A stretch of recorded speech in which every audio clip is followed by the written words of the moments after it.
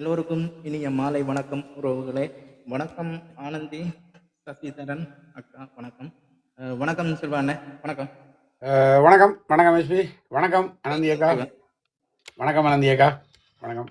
எப்படி இருக்கிறீங்க? வணக்கம் வணக்கம். வணக்கம் அக்கா. நல்லா இருக்கு நல்லா இருக்கு. ஓகே அக்கா.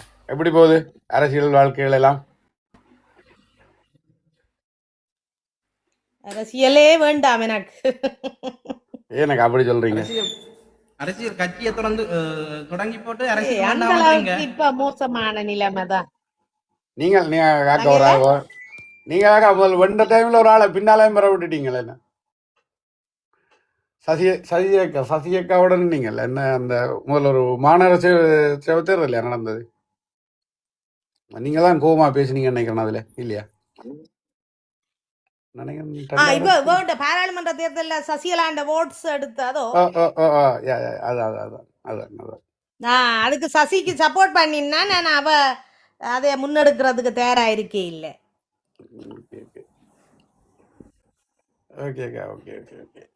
வணக்கம். சொல்லுங்க உங்களை இப்ப உங்க நிலைப்பாட்டை பற்றி சொல்லுங்க.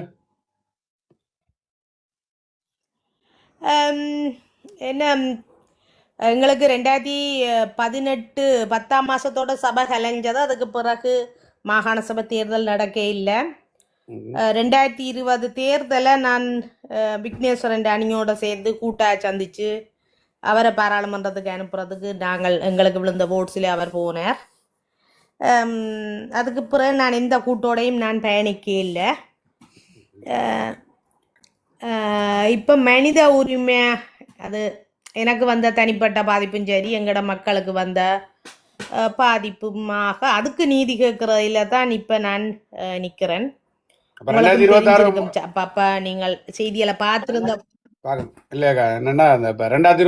செய்திகளை பார்த்திருந்தா தெரிஞ்சிருக்கும் உங்களுக்கு. நான்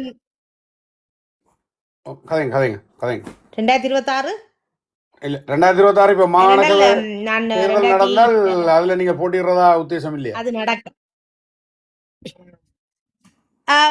போட்டியிடுற இடத்தான் வேணும். ஆனால் 2026 நடக்காது. நடக்க முடியும். ஆனால் நடந்தால் நிச்சயமா போட்டி போடுவேன். அது ஏதா திருப்பி நான் இன்னும் ஒரு கால் அந்த என்னென்றால் தமிழ் கட்சிகளோட சேர்ந்து கேட்பீங்களா? இல்ல, இந்த கட்சி என்னென்றால் இன்னும் பதிவு செய்யலை. இன மத மொழி அடையாளத்தோட புதுசாக ஒரு கட்சியும் பதிவு செய்யலாதான். அப்ப இப்ப நான் மட்டும் இல்ல, இந்த ஸ்ரீகாந்தாண்ட தமிழ் தேசம் கட்சி, ஐங்கரநேசன் பசுமை, இப்படி 2-3 கட்சிகள் பதிவு செய்ய இல்லை. ஏனென்றால் தமிழண்டு வருகுது, ஈழம் தமிழண்டு எல்லாம் மாறபடியால் அது புதிய கட்சிகள் அப்படி பேரோட பதியலாதன்றினம்.